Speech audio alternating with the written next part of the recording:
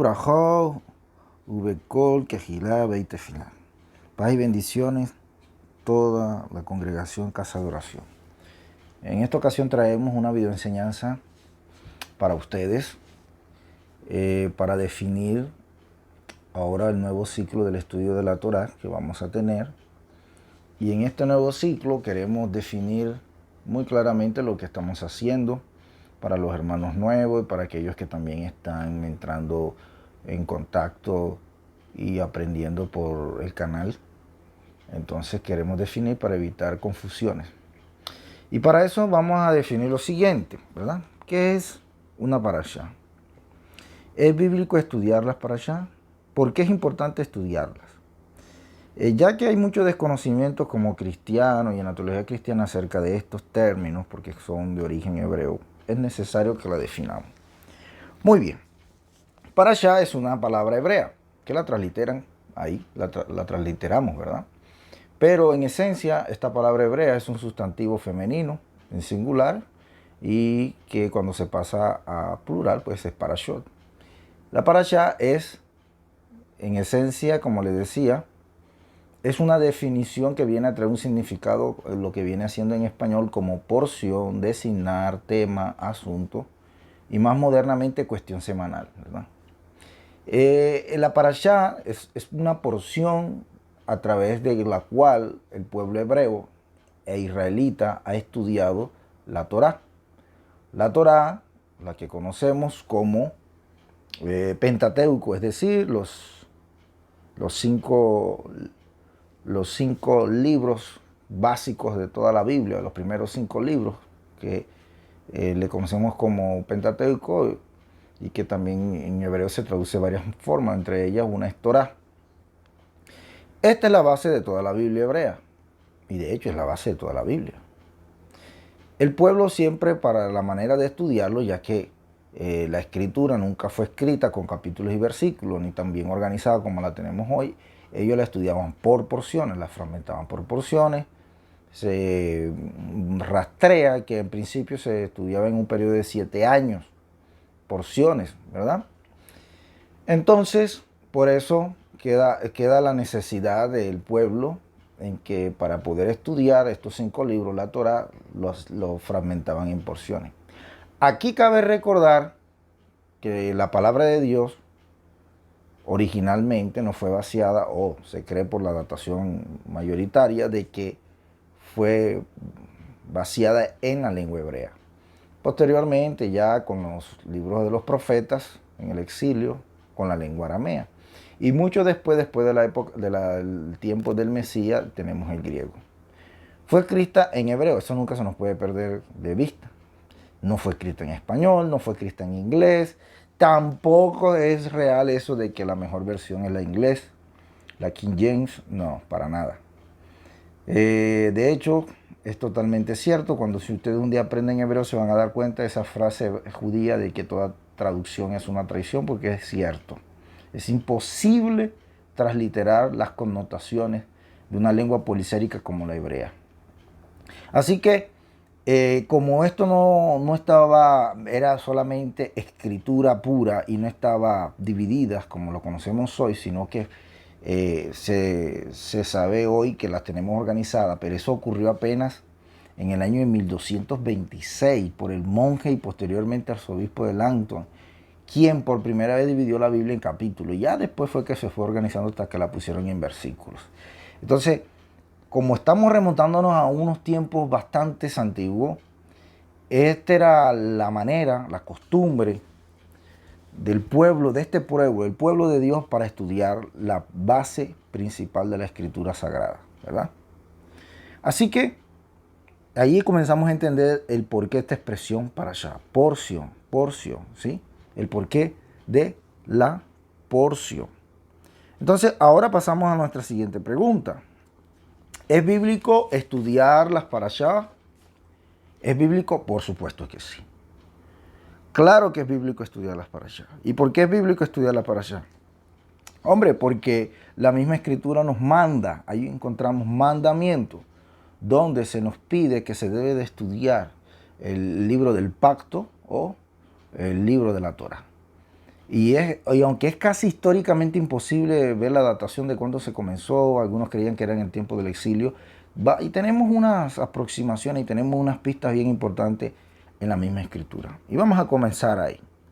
Por ejemplo, aquí podemos ver, Deuteronomio 31:10 dice, Moshe les dio estas órdenes. Al final de todos los 7 años, durante la festividad de Sukkot, en el año de la Shemitah, ¿sí?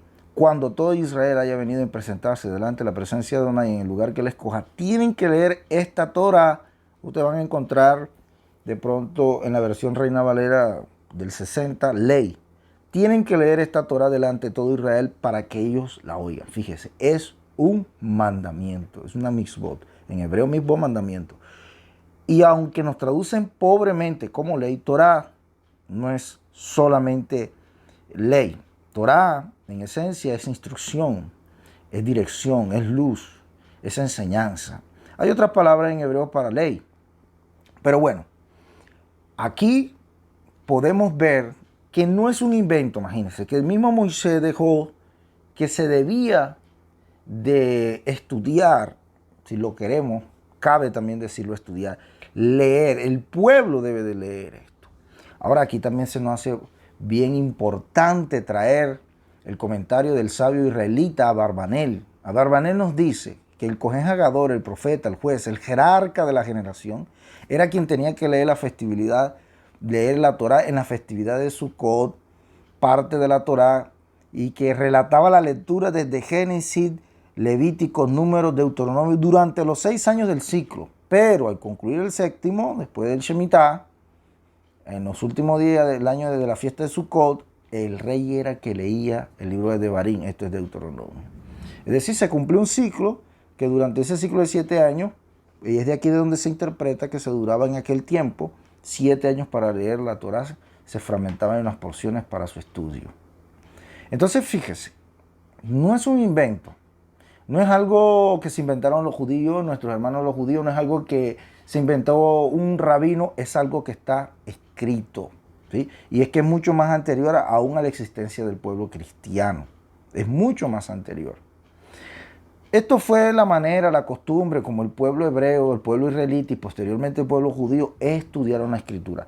Ahora, vamos a ver, como nos dice aquí en 2 de Reyes 23, 2 al 3, dice que cuando el rey Josías se dio cuenta de que no se estaba cumpliendo esto, mire lo que dice, y subió a la casa de Adonai con todos los hombres de Judá, todos aquellos que vivían en Jerusalén, los Kohanim, estos son los sacerdotes, los profetas y el pueblo, ambos pequeños y grandes, él leyó a oído de ellos todo lo escrito,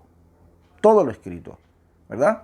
Fíjense ustedes, fue tanto el impacto, porque este era un rey que estaba volviéndose a Dios, que se dio cuenta de la necesidad de volver a cumplir este mandamiento. Y una vez más vemos aquí Nehemías, que lo repite cuando viene el regreso de la dispersión, de la galut, ¿verdad? Del exilio, cuando Nehemías, el gobernador, con Ezra, el sacerdote, dicen el segundo día, los jefes de los clanes de los padres de todo el pueblo se reunieron con el Kohaní y los Leví, los sacerdotes y levitas, delante de Ezra, el maestro de la Torá, para estudiar todas las palabras de la Torá. Muy interesante. Ustedes pueden ver en este capítulo, pueden estudiar, que no es algo saliera por la iniciativa propia.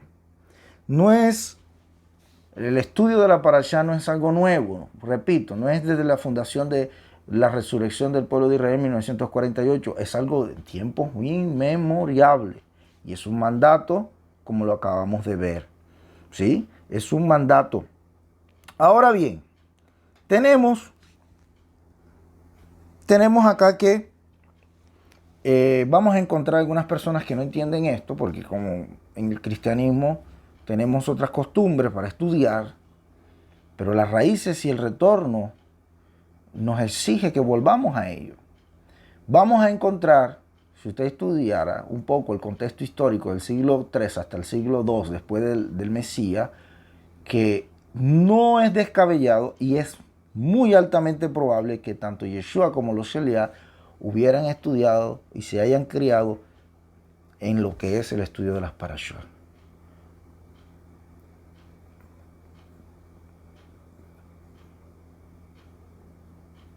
¿Por qué es importante estudiar las parashá? Vamos a responder a esto. ¿Por qué es importante estudiar la parashá? Número uno, porque el pueblo de Dios, Yeshua y los Elías, estudiaron la Torah en las porciones de la parashá. Número dos, porque la Torah es la base de toda la escritura revelada. Amados hermanos, si ustedes ponen atención, van a encontrar que tanto Yeshua HaMelech, nuestro Mesías, tanto los apóstoles, todas sus enseñanzas y sus escrituras y sus epístolas están basadas inicialmente, la base de su enseñanza, de sus interpretaciones están basadas en porciones de la Torá. Número 3, nos acerca a la concepción original hebrea de la revelación divina. Número 4, nos muestra la mentalidad hebrea de la palabra de Dios. Esto es sumamente importante porque aquí se pierden muchas connotaciones, porque nos muestra estos conceptos originales revelados. Número 6. Número 5, porque nos muestra los conceptos originales revelados. Número 6, para entender de manera más original el mensaje de Yeshua. Porque hay conceptos muy básicos que maneja nuestro Señor que por desconocer la ideología, la lengua, los conceptos propios del pueblo, se han tergiversado y se han interpretado mal. Número 7, porque nos permite depurar la verdad de la falsedad. Así que aquí tenemos 7 buenas razones de por qué debemos estudiar las parashá. ¿Sí? Debemos estudiarlas bajo ese contexto. Toda Kol Yad HaParashá es Yeshua. Todo el objetivo de las parashá es Yeshua. Yeshua es la Torah viviente, es el verbo hecho carne. Juan 1:1, ¿verdad? Él es el verbo hecho carne. No tenemos que asustarnos por eso. Toda la escritura es, fue y será para mostrarnos la maravilla, la riqueza, la inmensidad de la grandeza y de la sabiduría que encontramos en la persona de Yeshua. No tenemos que creer que porque estudiamos la parashá nos vamos a desviar de esto. No, para nada. Muy por el contrario, nos va a mostrar, nos va a depurar y nos va a abrir los ojos a verdades que a veces no se ven de primer golpe y mucho menos se ven en una transliteración o traducción. Así que no tengamos en poco esto. Es sumamente importante que lo sepamos, ¿sí? Y que entendamos por qué hacemos lo que hacemos. No podemos desconocer tampoco que nuestros amados hermanos, el pueblo hebreo, durante miles de años ha cargado con el peso de la bandera de Israel. Aunque ahora le ha tocado cargarle una sola tribu, la tribu de Judá, los Benei Yehudí. Pero un día vamos a ser una sola nación. Un día todos los dispersos van a regresar y van a ser una sola nación. Y hay tanta riqueza y tanta luz en la cual las verdades, las doctrinas se han filtrado, desviado por la simple mala actitud o falta de humildad de entender que nuestros hermanos mayores, ahí hay mucha riqueza. Cuando sabemos acceder a ellos, cuando sabemos discernir la oscuridad de la luz, en cuanto a los comentarios que también vamos a encontrar y que estudiamos de la Torá de estos sabios hebreos antiguos. Muy bien, esperamos que con esto usted pueda tener una mejor idea, pueda tener una comprensión de por qué estamos estudiando la parashá y pueda comprender la urgente necesidad en estos últimos días antes que aparezca nuestro Yeshua HaMelech, quien con voz de mando, con trompeta del Señor, destruirá al enemigo y que vendrá por un pueblo, una cajal, Kadosh santa. Shalom ubrajo a todos, amados.